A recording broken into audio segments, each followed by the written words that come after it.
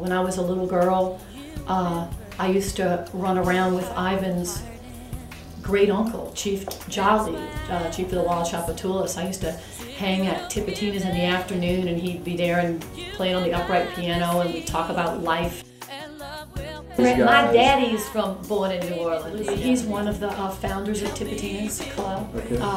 Every photo that's on the walls of Tips is one of my dad's. You know, when I was a little girl, when Dr. John was Mac Rabenack, it was a night tripper, and he was doing free concerts in the back of Audubon Park. He was coming to my dad's house. You know, I started out singing jazz. I started out singing on the street in the French Quarter when I was a kid, and I was a runaway and singing on the street in San Francisco when I was 13 and 14 years old. I've always written lyrics, but I didn't want to share them with anybody. For me, it was kind of my own, low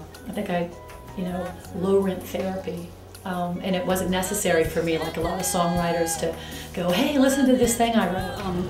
I've got a very eclectic recording career. I did a Cajun Zydeco CD several years ago, singing in French. That's still selling in the Netherlands. I've got a couple of gospel CDs out. Well, yeah, people have been hounding me to do another CD, and honestly, Katrina really made me stop and think about my whole musical journey and all of the influence.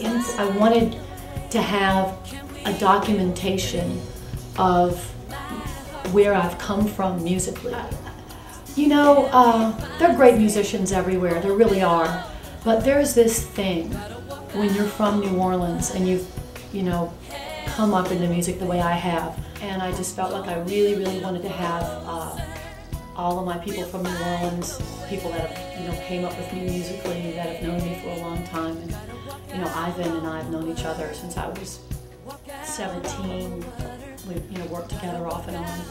So that's why Tony Hall, who's known me forever, Raymond who works with me, and other projects. All these guys are people who come from my roots.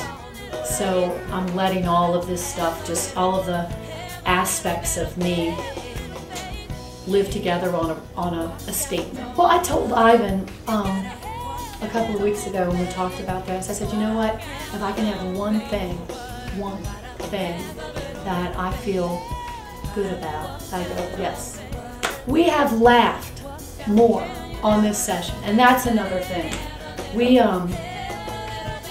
we all take our art very seriously. We all take what we do very seriously.